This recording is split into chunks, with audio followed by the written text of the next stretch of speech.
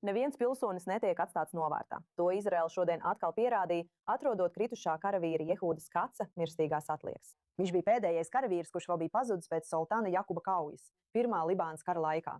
Tas notika pirms 44 gadiem. Kacs pazuda 1982. gada sadursmē ar Sīrijas spēkiem Libānā, kopā ar Zahariju Bālmelu un Cvī Feldmanu, kuru mirstīgās atliekas arī tika atrastas pēdējos gados. Šī ir bijusi viena no ilgāk neaizdījušajām brūcēm Izraēlas kaujā pazudušo karavīru vēsturē, un tas beidzot šodien tiek noslēgts. Lai uzzinātu vairāk par šīs atgūšanas nozīmi gan ģimenēm, gan veselas paaudzes karavīriem, kuri vairāk nekā 40 gadus nesa atmiņu par Sultāna Jakuba notikumiem, man tagad pievienojas rabīns Juvals Čelovs. Viņš cīnījās šīs kaujas nomalē kā rotas komandieru vietnieks, un šodien viņš ir Cohar ebreju ētikas centra direktors. Rabīns Čelovs, paldies, ka šodien pievienojāties mums kanālā I24 News. Labvakar! Kad jūs dzirdējāt, ka Jehūda Kacs beidzot ir atrasts, kas jums ienāca prātā? Ko šis brīdis jums personīgi nozīmē? Jums jāsaprot, ka karavīru pazušana ir vissmagākā situācija. Es nevaru teikt neko labu par to, ja kāds ir ievainots vai miris, bet vismaz viņiem ir zināma atrašanās vieta. Viņiem ir vieta, kur viņi var sērot, kur viņi var izpaust visas savas emocijas.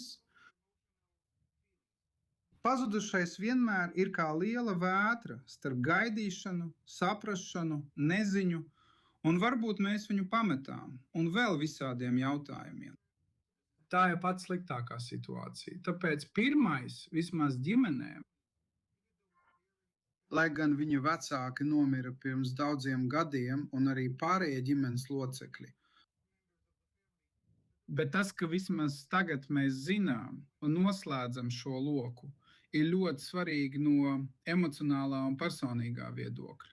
Un arī dzīvē. Tagad mums tas ir jāsaprot. Tas ir arī, kā jūs sākāt un teicāt ievadā, arī kaut kas, kas ietekmē visu Izraēlas aizsardzības spēku, visu Izraēlas armijas ētos, un tas ir neviens netiks pamests. Kads bija pēdējais no 3 karavīriem, kas pazuda no Svataņa Kuba. Šī kauja ir palikusi kā atvērta brūce valstī 44 gadus. 40 gadus. Tātad, ko šī atgūšana liecina par Izraēlas apņemšanos pret saviem karavīriem pat gadu desmitiem pēc kara beigām? Es domāju, ka tas ir patiešām ļoti, ļoti svarīgi. Un tas nāk no abām pusēm. Viena ir ētiskā puse, un mums ir jāzina, ka ik viens, kurš ziedo savu dzīvību, lai aizsargātu Izraēlas valsti, netiks atstāts novārtā.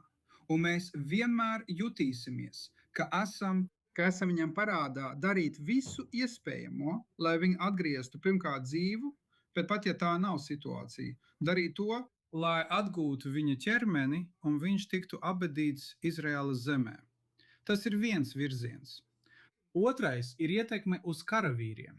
Un karavīrs, kad viņš dodas kaujas laukā, zina, un no šī brīža, viņš to zināja arī iepriekš, bet tagad viņš saņēma lielu stimulu saprast, ka viņš nav viens, ka visa sabiedrība, visa valsts, visa ideja, Izraēlas aizsardzības spēka un komandieri, varas iestādes stāv viņam aiz muguras. Un viņš patiesībā ir sava veida vēstnesis.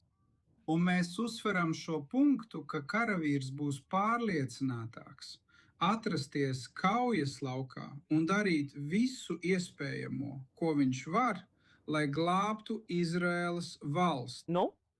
44 gadus vēlāk joprojām ir Izraēlas karavīri, kas šobrīd atrodas Dienvidlibānā. Kādu vēstījumu, jūsuprāt, viņš šodien no tā gūst, ja viņi ir redzējuši ziņas?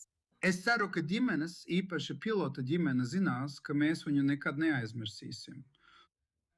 Es ceru, ka ģimenes patiešām saprot, patiešām tic un var uzticēties Izraēlas valstī, varas iestādēm, komandieriem, Mossad un visiem, kas ir saistīti ar šo svēto misiju.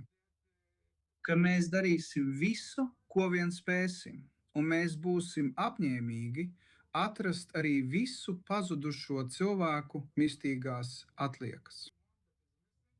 Ir karavīri, kas joprojām ir pazuduši kopš Jomkipura kara. Un mēs ceram, ka visi tiks identificēti, visi viņus atradīs, un visi zinās, ka mēs darām visu, ko spējam. Kā cilvēks, kurš tur bija, ko jūs cerat, lai jaunākie izrēlieši vai jebkurš no mūsu skatītājiem šobrīd saprastu par sultānu Sutāni Jakubu, šo kauju un vīriem, kuri neatgriezās mājās? Es to teikšu ļoti piesardzīgi. Patiesībā tā bija sava veida slēpnuzbrukums, kurā Sīrijas armija mūs patiešām ievilināja. Mēs, manuprāt, bijām pārāk lepni par sevi un uzskatījām sevi par pārāk svarīgiem. Un mēs tiešām iekritām slēpņuzbrukumā un sapratām pārāk vēlu, ka esam pieļāvuši lielu kļūdu. Tas nav tā, tie karavīri, kas bija kaujas laukā, ir varoņi. Es runāju par jauno komandieri Idu Iru un visiem pārējiem karavīriem. Viņi patiešām ir īsti varoņi. Bet no otras puses tā bija neveiksme, un kad tev 44 gadus ir neveiksmes traips, fakts, ka šis stāsts tiks noslēgts. Un tas ir šī stāsta beigas. Es domāju, ka mums ir ļoti svarīgi saprast, ka dažreiz mums neizdodas, un dažreiz mēs nespējam izpildīt uzdevumu. Mums jābūt pietiekami drosmīgiem, lai labotu visu, ko mēs varam. Un Protams. Un ko tad darīt nākamreiz? svarīgs vēstījums, jo šis stāsts šodien noslēdzas. Rabīns Juvals Šilo, paldies, ka bijāt ar mums!